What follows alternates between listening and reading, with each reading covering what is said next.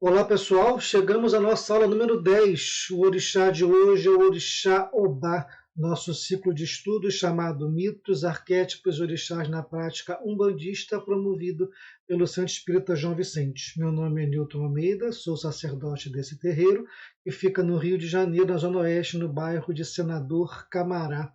Promovemos uns ciclos de debates para que possamos aproveitar o período da quarentena, da reclusão, para que a gente possa aproveitar todo esse tempo e seguir estudando. Vamos prosseguir hoje o orixá Obá, um orixá pouco conhecido na Umbanda. E ao final da nossa exposição, eu espero que você consiga reconhecer a Obá histórica, e você reconheça o papel de Obá no panteão Yorubá, e você compreenda o que Obá representa no caminho da individuação, e você consiga refletir sobre o arquétipo que Obá representa e reconhecer os aspectos de luz e de sombra. Eu convido você que está chegando agora a assistir a primeira aula. Lá eu falo mais profundamente sobre o que é esse caminho da individuação e sobre o que é um arquétipo. Lá você vai ter a bagagem necessária para acompanhar todo o nosso pensamento, essa nossa visão do orixá, nos ajudando a nosso processo de crescimento enquanto ser humanos, tá? O autoconhecimento e a chamada individuação. Mas vai lá que você vai entender mais profundamente tudo isso. Vamos falar da Obá histórica. Obá é um orixá feminino. Obá fez parte do séquito de mulheres de Xangô e foi a terceira esposa dele. E aí a gente consegue entender, consegue inferir e ela viveu por volta de 1450 e foi contemporânea de Nhansan, de Oxum e do próprio Xangô. E Obá foi a terceira esposa. Nhansan a primeira, Oxum a segunda, Obá foi a terceira esposa. Assim como vários orixás, principalmente os femininos, Obá tem o seu nome associado a nome de rios. Existe um rio chamado Rio Obá. Esse aqui é o território nigeriano, onde os orixás são provenientes. Aqui está o Benin, que também existem orixás provenientes daqui, estamos vendo isso nas nossas aulas. Aqui está o mapa da Nigéria, que eu puxei para perto da gente, a região de Ijexá, onde Oxum é cultuada, Ifé, onde tem a cidade sagrada, onde toda a humanidade começou, segundo os mitos iorubás, Oió, onde Xangô reinou, e há várias as regiões onde os orixás eram e ainda são reverenciados, tá, lá na África. E aqui tá o que eu quero mostrar para vocês. Aqui é a cidade de Oxogboa, onde Oxum tem um forte culto, o rio Oxum, que corta todo o estado de Oxum. E aqui existe o encontro do rio Oxum com o rio Obá, esse rio daqui, ó. Aqui nesse encontro dessas águas, nos relatam que as águas ficam revoltas, fazendo alusão a um mito em que Oxum e Obá disputam pelo amor de Xangô. Quanto mito, a gente vai estudar esse mito mais profundamente, desmistificando muita coisa, mas enquanto cultura geral é importante a gente saber que existem esses rios e que reforçam a mitologia. Aqui está o rio Ogum, onde Iemanjá recebe oferendas, e o rio Euá, que a gente vai falar na próxima aula. Prosseguindo com a nossa aula, pessoal, vamos falar do resgate da figura de Obá. O que eu quero falar com isso? Obá, ela ficou muito associada como a deusa do ciúme, da paixão, das paixões violentas, dos sentimentos violentos. Só que Obá é além disso, ela não se resume a isso. Aliás, eu posso até falar que ela não é isso. Tá? O aspecto civilizatório e revolucionário que Obá tem ficaram ofuscados por essa história de deusa do ciúme e da rejeição, tá? E das paixões violentas. Vamos estudar isso passo a passo para a gente poder resgatar a figura de Obá. Obá, ela fala do tempo das sociedades matriarcais, tá? Onde o mundo era governado por mulheres. Isso aí esclarece o fato dela ser a mais velha das esposas de Xangô, porque o patriarcado, né, veio após o matriarcado. Então, isso nos remete a que Obá realmente seja uma divindade bem antiga, ser a mais velha das esposas de Xangô. E na cultura iorubá, o ser velho, o ser velha, né, o ser de mais idade, não desmerecia Obá, pelo contrário, dava a ela autoridade, porque, diferentemente da nossa cultura, atualmente, nos nossos dias, a pessoa idosa, a pessoa com mais experiência, a pessoa com mais tempo, ela é reverenciada como sabedoria, como autoridade. Isso é importante a gente resgatar também essa ideia. Obá, ela ocupou um alto grau hierárquico numa importante sociedade feminina. Era uma espécie de uma maçonaria feminina, a sociedade Elecô, e alguns mitos também relatam Obá como se fosse como uma caçadora, para vocês verem como a Obá tem outros atributos além do que a gente escuta tanto falar, focado só no ciúme. Só que, infelizmente, aquele mito de que Obá cortou a orelha para recuperar o amor de Xangô, ele tomou um vulto enorme, talvez porque a nossa sociedade adora as tragédias e se apega à dor muito mais do que à alegria e ao crescimento. Isso ofuscou muito a figura de Obá. Então vamos resgatar essa figura, porque na condição de uma deusa, Obá precisa nos incentivar à melhora e não nos paralisar na condição de vítima, porque Obá ficou muitas vezes visto como uma eterna vítima da artimanha de Oxum, e a gente vai estudar isso buscando esse resgate, esse esclarecimento. A gente pode falar que Obá foi a primeira feminista, ela era governante de uma sociedade só de mulheres, e foi o primeiro alvo de fake news, segundo a minha visão, porque esse mito dela ter cortado a orelha é fake news, tá? Ela recebeu o título, então, de comandante da sociedade Elecô, como eu falei, era uma espécie de maçonaria de mulheres, e essa sociedade punia os homens que eram injustos com as mulheres, e defendia a soberania feminina. A gente está falando de um momento, lá nos mitos da criação do mundo, a história e a mitologia iorubana, elas se misturam muito, então fica difícil separar onde começa um, onde termina o outro. Mas assim que Oduduwa chegou na região de Ifé e ele se sobrepôs culturalmente, ele e seu grupo, aos ibôs que ali moravam, a figura de Oxalá ficou lá restrita bastante à função religiosa e Oduduwa reinou como soberano de Ifé. Mas como resistência a essa chegada dos estrangeiros, vamos falar isso lá na aula de Oxalá, começaram a surgir sociedades na defesa da cultura antiga. A sociedade Lecô é uma dessas sociedades, tentando busca dessa defesa da cultura, e Obá era a regente, a soberana dessa sociedade Lecô. Então, isso aí nos remete ao mito das mães ancestrais, do culto às Yamis, às feiticeiras, fala do poder feminino, de geração de vida, e fala de justiça. Então, como Obá é muito mais complexa, para a gente poder entendê-la. Uma das cantigas de Obá, se fala que, né, Obá Elecô Jauzi, traduzindo seria Obá da sociedade Elecô, Obá é a guardiã da esquerda. E à esquerda, o lado esquerdo, quando você fala o lado esquerdo no ambiente de magia, o lado esquerdo é o lado feminino. Então, Obá sendo a guardiã do feminino, da feminilidade, tudo que é relacionado à mulher e ao poder feminino também passa pela regência de Obá. Obá reúne, então, gente, conhecimento, e com esse histórico de ser a comandante de uma sociedade Lecô, ser uma caçadora, ser uma guerreira, ser a protetora do poder feminino, Obá não pode ser simplesmente uma deusa ingênua que caiu numa artimanha. Então, a gente precisa começar a ver com outros olhos essa figura de Obá, buscando trazer a mensagem que está escondida atrás desse mito para a gente entendê-la e compreendê-la e cultuá-la como ela merece. Construindo o perfil de Obá, os relatos contam que ela era a mais velha das esposas de Xangô, ela tinha uma compleição física forte, ela tinha um porte masculino, ele tinha uma beleza exótica. Então, Obá não era a mulher super feminina e delicada. Ela é mulher, ela era feminina, mas ela tinha um toque de masculinidade, de força física que a diferenciava e dava para ela uma beleza exótica. Tá?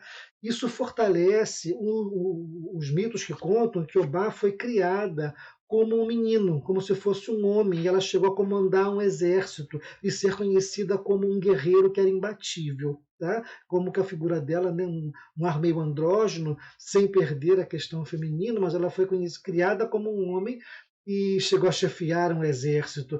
E isso aí nos ajuda a entender por que se sincretiza, então, Obá com Santa Joana d'Arc. Joana d'Arc também, uma menina que comandou o exército lá na Guerra da França. Então, uma associação, um sincretismo aproximou essas duas imagens, a de Obá e a de Joana d'Arc, com quem era sincretizada. Tá? É uma ideia de uma figura de Obá, uma mulher com traços fortes, né, que mesmo assim ainda é bela, seria aí uma figura, uma representação de Obá. Obá é aquela que transforma os alimentos de crus para cozidos. Obá rege a cozinha. Obá tem o dom de cozinhar e de apreciar quem aprecia a boa mesa.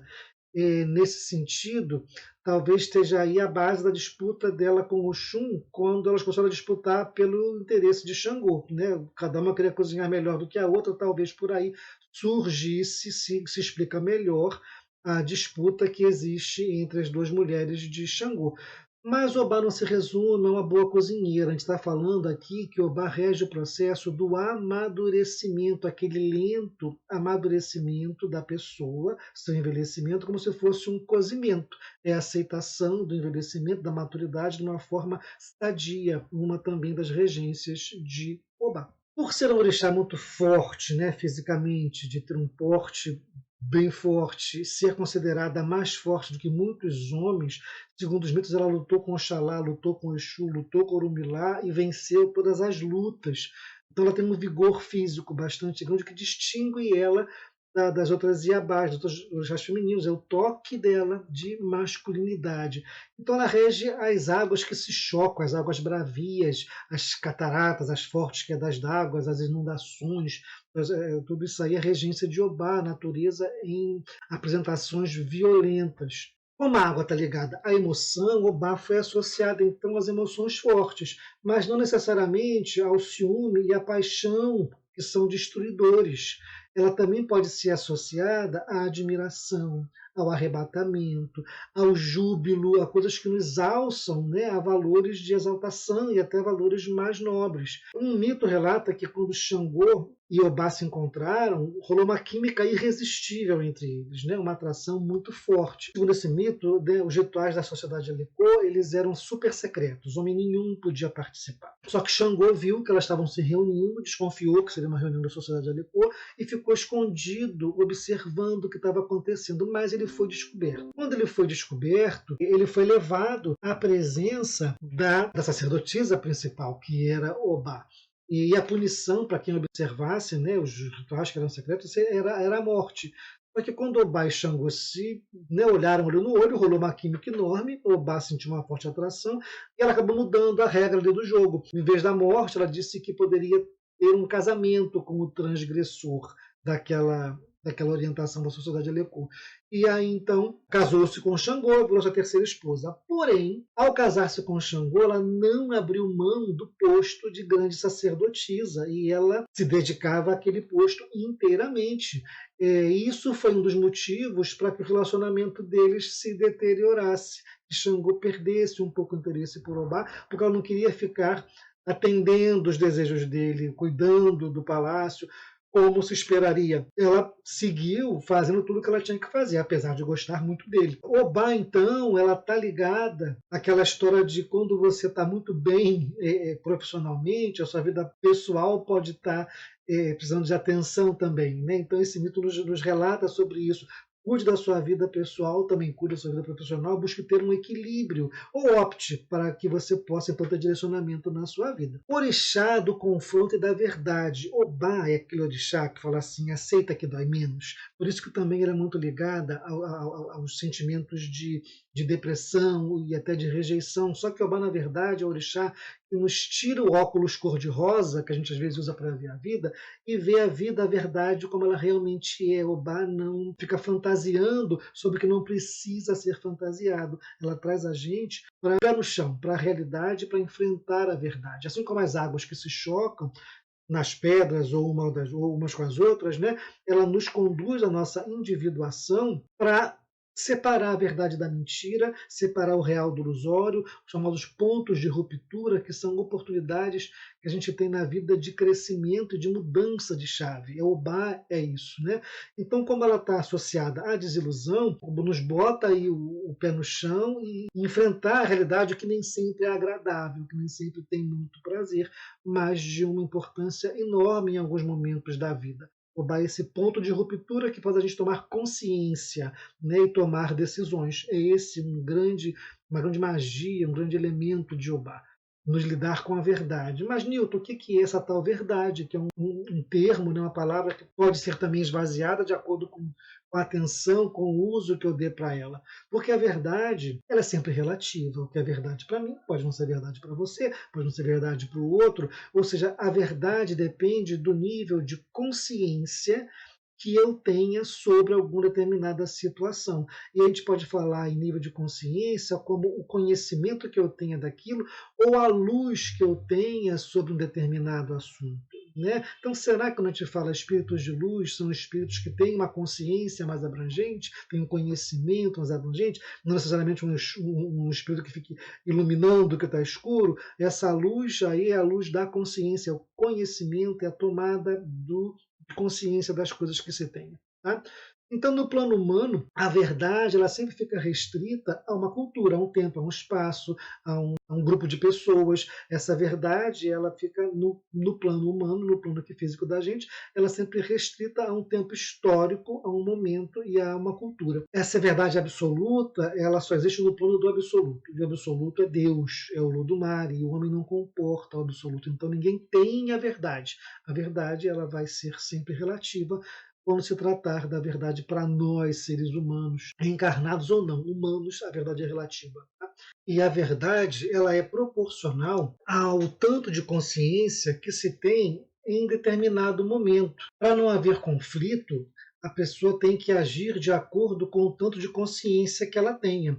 Por exemplo, eu estou nesse momento gravando um vídeo. Se a minha consciência for só de estar gravando um vídeo, acabou por aqui o meu conhecimento. Mas se eu tenho o conhecimento de que esse vídeo ele vai ser transmitido, vai ser veiculado depois pela internet ou qualquer outro canal de transmissão, que outras pessoas vão ter acesso a ele, a minha responsabilidade aumenta e o meu modo de agir, o que eu falar, precisa estar de acordo com esse meu conhecimento. Porque então eu tenho mais responsabilidade sobre aquilo que eu estou fazendo. É isso que faz com que a gente haja. A verdade tem que ser a nossa ação de acordo com aquilo que a gente conhece. Eu tenho que ser coerente, eu tenho que agir com verdade diante dos fatos que a vida, que a minha consciência percebe. E eu tenho que integrar sempre para a minha consciência tudo aquilo que chega novo, para que a minha consciência passou a iluminar. E aí eu vou agindo com verdade, vou ampliando minha consciência e vou sendo coerente com a minha verdade, com aquilo que naquele momento eu estou percebendo, reconhecendo e validando. Isso é o agir com verdade, que é se comprometer com a luz, com o conhecimento que você tem. Não tem evolução, não tem crescimento, não tem individuação se você não se compromete com o seu conhecimento, se você não honra a luz que você tem, a consciência que você tem. Yansan traz para a gente o senso da coragem. Iobá traz para a gente o senso de realidade. Vamos falar então do arquétipo de Iobá, que é o arquétipo da revolucionária ou do revolucionário. O arquétipo não tem sexo. Nós estamos falando de Iobá, orixá feminino, vamos chamar da revolucionária. Esse arquétipo revolucionário ele simboliza quando você rompe com tudo aquilo que não te serve mais. Por isso que você fala que Obá é o grito do basta, o grito do chega. E o revolucionário, ele percebe quando as coisas já chegaram no seu limite, ou já passaram o seu limite, ele fala, não quero mais isso para mim. É dizer basta ao modelo e às crenças que já estão obsoletos, modo de pensar, modo de viver, relacionamento, as verdades que não funcionam mais. Obá é esse reconhecimento e diz, eu não quero mais isso para mim. Para ter essa transformação, você tem que fazer com que algo velho morra e algo novo renasça, surgir algo novo. Isso é agir com desapego, sempre com consciência. Não é a revolução pura e simples pela rebeldia, mas é a revolução consciente daquilo que está acontecendo na busca do que é melhor para você e da sua melhora. O revolucionário, ele elimina tudo que é superficial, tudo que está limitado e que é transitório, que é pegado ao ego, o egoísmo. E ele preserva o que é da essência, ele preserva o que é ilimitado, o que vai ser eterno. Por isso que é importante o papel do revolucionário na individuação. Ele faz rupturas com o que não serve mais, mas ele mantém o combustível, a essência, que vai te levar adiante. Ele transforma, ele joga fora o lixo emocional que acumulou Quando a gente vai carregando, né, toda essa bagagem emocional, mágoas, desesperos, desesperanças, e aquilo vai pesando e não te ajuda em nada, quando você vê, eu não quero mais isso, você fica mais leve, você revolucionou a tua vida, o teu modo de olhar o mundo. Então ele representa toda uma revolução no sentido de uma mudança radical para melhor na sua vida, né?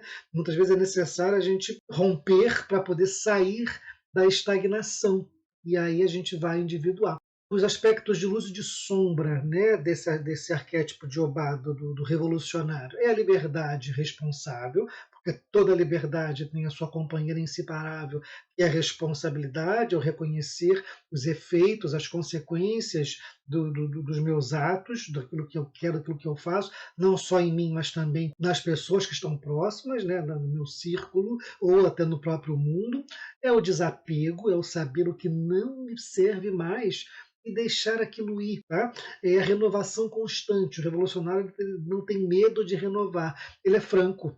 Ele fala as coisas com clareza, com certeza, sem agressão, e ele aprende com os erros. Porque como ele quer mudar, nem sempre a primeira tentativa ela vai ser exitosa, né? Ela vai ter êxito. Então, ele aprende com os erros, vai acumulando sabedoria, tem planejamento. Se você quer revolucionar, planeje, não basta sair mudando sem pensar nas consequências. Perdão, uma capacidade enorme de pedir e de dar perdão, autoestima fortalecida e a boa comunicação. Se você quer ser um revolucionário, se você é um revolucionário, você se comunica para que você possa expressar com franqueza, com clareza, aquilo que você quer mudar, que você precisa mudar. Todo arquétipo tem o seu lado de sombra, e a sombra do revolucionário é justamente aquilo que impede ele de ser revolucionário, que é o medo do futuro. Se você quer revolucionar, você não pode ter medo do novo, medo do futuro, resistência a mudanças. O pessimismo, você precisa acreditar, e a sombra do revolucionário é o pessimismo, é o que não se permite mudança pelo medo também, é a estagnação, é o ficar na zona de conforto ou simplesmente sem fazer nada, não ter essa vontade de mudança. A dificuldade em perdoar, porque se você é um revolucionário, se você quer revolucionar, você vai errar muitas vezes, vão errar com você, e você precisa manter a sua capacidade de perdão, de auto-perdão funcionando para que você não se perca no pessimismo, na estagnação. A depressão, as rupturas emocionais, os rompantes, né, de alterações de humor, a pouca autoestima atrapalha muito, e o apego exagerado, que é o medo do futuro, medo do novo, né? Tá lá, sempre funcionou, não muda agora não, mas está precisando mudar, tem que renovar, e aí estão as sombras do nosso revolucionário. Chegamos ao momento dos mitos, de estudar os mitos de Obá. No primeiro mito, vamos falar quando Obá é possuída por Ogum. Ela era reconhecida como uma excelente guerreira, ela lutou com Xalá, lutou com Exu, lutou com Orumilá, e ela venceu todos eles nas lutas. Ela tinha uma capacidade bélica estratégica muito grande. E um belo dia houve um desafio ou de Obá para Ogum ou de Ogum para Obá. Cada hora os mitos têm versões diferentes, mas eles chegaram a ser desafiados para a luta. Tá? Ogum, sabendo da fama de Obá, ele foi consultar um babalaô para saber o que ele podia fazer, quais eram, né, as previsões, ele podia, como ele podia se preparar, e orientaram que ele fizesse uma massa de espiga de milho com quiabos, batesse aquilo tudo, amassasse, virou uma pasta bem escorregadia, bem viscosa, e ele espalhasse onde eles iam lutar. Ele deixou tudo preparado, Ogum preparou tudo lá, ficou muito bonitinho, e aguardou Obá chegar. Quando Obá chegou, eles iniciaram o combate. Obá começou já mandando ver, muito boa na luta, ela começou a dominar a luta, Ogum percebeu como ela era ágil, como ela era capaz, e foi levando ela estrategicamente para onde estava lá a pasta espalhada. Ela pisou, escorregou, ela percebeu a armadilha em que ela foi colocada, e aí ela agarrou Ogum pelo braço e puxou ele também para o meio lá do quiabo e do milho. Com isso ele também caiu. E aí a luta ficou ainda mais feroz, porque eles estavam tentando lutar entre si e tentar ficar em pé naquela coisa escorregadia. Só que os movimentos de luta foram se transformando em movimentos sensuais, eles acabaram se amando, e Ogum amou Obá de uma maneira que ela nunca tinha sido amada na vida. Esse é um mito, né, de quando Ogum e Obá lutaram. O que a gente está aprendendo com essa história, Newton? De início, essa história nos fala da importância da estratégia e do planejamento em tudo que a gente queira tirar resultado. Ogum foi lá, se planejou, foi no Babalaú, o que eu posso fazer? Faz o ebó, faz a oferenda, Ogum se planejou. Então o mito nos alerta sobre, se você quer fazer uma empreitada, tem uma luta para você enfrentar no dia a dia, quer alcançar resultados, faça estratégias e se planeje. Tá? Porém, ao mesmo tempo, a gente percebe, está muito claro, que Ogum não foi lá tanto honesto nessa luta. Né? Ele usou de uma artimanha, só que ele acabou envolvido na própria armadilha desse. Então, o mito, ao mesmo tempo que fala da estratégia, fala cuidado com as suas estratégias, cuidado com os seus meios, porque você vai ser envolvido e engolido por eles algum dia. Ninguém escapa disso. Então ele fala da importância da honestidade, da postura ética em tudo na vida e fala em como que a nossa insegurança pode nos levar a agir de maneira errada, pode nos levar a agir de maneira que a gente quebre valores e passe por cima de coisas que são importantes como honra e como ética. Então é importante você saber lidar com o medo e com a honestidade e com a insegurança para que você não caia nessas armadilhas da mente. Ele fala também que o mito só fala que eles lutaram, né? Então ele está falando de uma luta por uma luta. Ele fala de como que a violência não é o melhor caminho para você solucionar conflitos. Ele fala também de como que muitas vezes uma postura agressiva é uma camuflagem para uma carência. Tanto Ogum como Obá acabaram se amando com tanta demonstração ali de violência e de agressividade. Às vezes a gente usa uma agressividade para esconder, para mascarar uma carência que nós temos. E depois desse mito, conta-se que eles tiveram um relacionamento. Então, cuidado com a sua agressividade, observe a agressividade do outro. Pode ser uma linguagem que você não está entendendo, para que você consiga relacionar-se melhor consigo mesmo, com o mundo e com as pessoas. A luta ela terminou empatada, ninguém ganhou, ou seja, em condições iguais, homens e mulheres estão equiparados. Então a gente precisa olhar o mercado do trabalho com isso, olhar relações familiares com isso, olhar as relações conjugais com isso, em condições iguais, normais de temperatura e pressão. Homens e mulheres são iguais, têm condições e direitos e deveres também que são iguais para todos. Vamos falar do mito que Obá cortou a orelha. Como que esse mito é, Nil? A primeira esposa de Xangô era Yansan, que era uma mulher bastante fascinante, muito bonita. A segunda foi Oxum, que era muito coquete, muito vaidosa. A terceira foi Obá, que era uma mulher forte e corajosa. Cada uma, então, tinha uma característica das esposas de Xangô. E uma rivalidade se estabeleceu entre Oxum e Obá.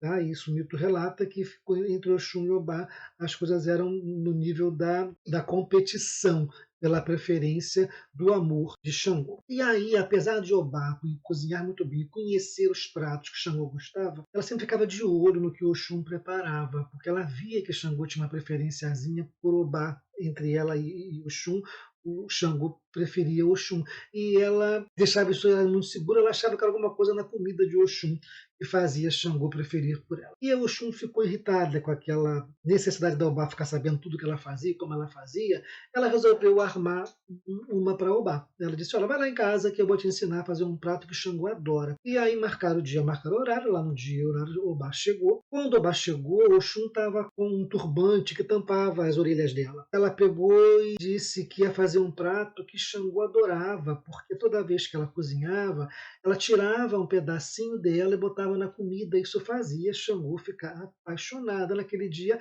tinha um cogumelo e ela disse que aquilo era a orelha dela que estava ali na sopa. Obá, olhando aquilo ali tudo, e aí Xangô chegou, ela serviu a sopa para Xangô, Xangô comeu, se fartou e depois foi para os aposentos reais com Oxum. Na semana seguinte era a semana de Obá cuidar de Xangô, de fazer a comida, e lógico que Obá fez lá a comida. Segundo o mito, Obá tirou a orelha e cozinhou a orelha e deu para Xangô. Quando Xangô viu aquilo, Xangô ficou apavorado de nojo, achou aquilo repulsivo demais, brigou com Obá. Nessa hora entra Oxum, tirando o turbante, dizendo que estava com a orelha, que ela nunca tinha feito aquilo, enfim. Rolou uma briga enorme entre as duas, um climão. Xangô começou a falar alto, a trovejar de raiva, e as duas fugiram apavoradas da raiva do Xangô, e aí elas se transformaram em rios, e aí os rios se encontram e tem lá aquelas águas revoltas quando os rios se encontram. Tá? Essa é a história que fala da rivalidade de Oxum e Obá. Eu entendo isso, como eu falei no início da aula, né? como fake news. Né? O que é um mito? O mito é uma linguagem do inconsciente coletivo para nos trazer alguma mensagem. Como o mito vem lá do inconsciente coletivo, no caminho do inconsciente coletivo para o consciente, ele passa por muitas barreiras, e cada barreira que ele passa vai deturpando, vai criando imagens, esses filtros que quando chegam na forma de sonho, tem a barreira da civilização, tem a barreira da repressão, tem a barreira da educação, tem a barreira cultural, enfim, são tantas barreiras, tantos filtros que aquela imagem passa, que quando chega na consciência, ela chega alegórica demais. Você precisa ter um olhar crítico para que você possa entender que o mito você não pode ler literalmente, principalmente esse mito. O que esse mito quer falar para a gente, né? Ele fala de início, pessoal, sobre como que a pouca autoestima impede de você enxergar a sua capacidade de ir adiante, de ser feliz, de realizar coisas. Notem que cada esposa de Xangô tinha um atributo, como eu falei lá no início do mito, e como que a pouca autoestima faz com que a gente não tenha consciência, porque cada uma era rainha ao seu modo, cada uma era uma esposa de Xangô, mas como que a pouca autoestima fez com que Oxum e Obá ficassem competindo, querendo uma ser melhor do que a outra e não ser melhor do que era ela mesma. Nosso maior concorrente somos nós mesmos. Nós temos que ser melhores sempre do que nós fomos ontem, para que a gente possa ser melhor hoje e assim sucessivamente, a melhoria contínua da própria pessoa. Cada um siga o seu caminho, cada um tenha seu atributo.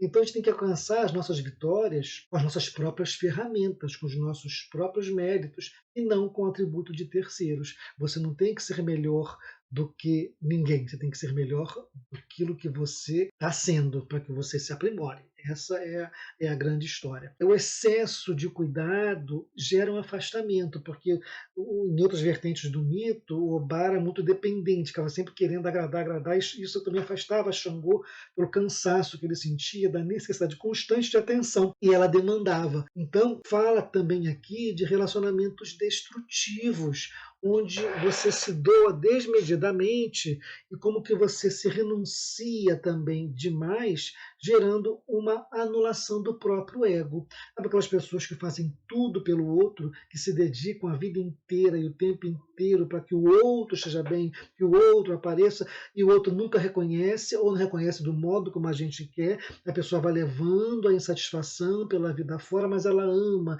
Então é uma relação doentia, porque sempre um usa e um é usado, e é muito complicado você desvencilhar essa relação, a não ser que alguém tome consciência e faça, tenha o ponto de ruptura, deu basta, para que possa haver a melhor saneamento dessas relações. Fala também, sabe aquelas relações codependentes de pessoas viciadas em entorpecentes, em álcool, seja lá o que for, todo vício, né, toda família que tem um viciado, a família costuma ser o codependente, ou seja, ele age reforçando o comportamento do dependente e nada faz para que o dependente deixe de ser dependente, ele só reforça. E aí ele sempre conta desculpas, a pessoa não está nervosa, é uma fase, mas já vai ficar boa, não, vamos ter paciência, não, porque é assim mesmo, vai melhorar, e aí ele assume as dívidas daquela pessoa, começa a tampar os buracos que ela deixa. Nada disso vai fazer com que o dependente melhore. São as anulações que vamos fazendo para que o outro vá levando uma vida que também nem é nossa e vamos vivendo problemas que não são nossos. Relações doentias é o que esse mito também fala para a gente. Uma outra coisa que ele fala, que eu acho que é a grande mensagem do mito, é quando você tem coragem de tomar atitudes e sabe que as consequências são irreversíveis, mas você toma atitudes de uma maneira entregue, de uma maneira honesta, na certeza de que aquilo vai ser o melhor, com desapego. Você se doa sem pena, você investe com coragem. Quem que tem coragem de cortar a orelha para dar para o outro comer, sabendo que aquilo, na intenção de que aquilo ali vai melhorar o relacionamento? só com muita certeza, porque a orelha não nasce de volta. Ah, vou cortar hoje porque amanhã nasce. Se não der certo, eu tenho tucutu em outra orelha. Não, foi irreversível a atitude de Obá. Então é a entrega completa, com coragem, na certeza, na convicção do que aquilo que eu estou fazendo é o certo, é uma tomada de decisão para a vida, para o emprego, para o trabalho, para a família, que aquilo ali vai ser bom. É a certeza do que eu estou fazendo e com amor, e com a melhor, mais forte das certezas e das intenções que aquilo é o certo a fazer. Então ela fala de como nós estamos dispostos a investir nos nossos sonhos, a gente vai lá e investe, a gente vai lá e faz. Né? Tem uma frase que é do Baba King, eu gosto muito dele, que é do templo do Dua, lá em São Paulo. Ele dá palestra, enfim, eu acompanho ele pela rede social, e ele diz: o sonho que vale é aquele que é maior do que a nossa vida. Ou seja, quando você investe num sonho, o sonho tem que valer a pena. Não pode sonhar para ser pouco, para o retorno ser pouco. O sonho que vale a pena é aquele que te transforma. E foi isso que Obá fez. Ela queria um relacionamento, ela queria ser feliz no casamento, e ela arrancou ele buscando que aquilo melhorasse. Entendeu? Então, simbolicamente, são os atos que você faz com certeza, com dignidade, com verdade, com coragem, para que a tua vida, teu relacionamento, enfim, tudo aquilo que está contigo vá adiante, porque o teu sonho vale a pena ser vivido. É isso que Obá fala: o teu sonho tem que valer a pena. Quanto vale o teu sonho? Né? Um sonho que não te transforma não vale a pena ser vivido. Então, sonhe alto, com o pé no chão, e faça tudo aquilo que é necessário para dar certo. Obá dá essa mensagem de esperança e de coragem. É essa Obá que a gente precisa cultuar, e não o Obá coitadinha, pobrezinha, cortou a orelha. Não, é o Obá da coragem, o Obá que investe, a Obá guerreira, revolucionária, que só traz tudo de bom para quem sabe cultuá-la de maneira equilibrada e bonita na vida. Eu espero que essa aula tenha trazido esclarecimentos sobre o Obá, que a gente siga nesse caminho da individuação, fazendo com que cada orixá seja um instrumento, um exemplo de força para a nosso próprio crescimento enquanto médios, enquanto pessoas. Nossa próxima aula vai ser sobre Euá, a Virgem da Mata Virgem. Uma boa reflexão para todos, grato pela atenção, pela companhia. Não esquece de curtir o nosso vídeo, de divulgar para quem você sabe que vai gostar. Sejamos todos felizes.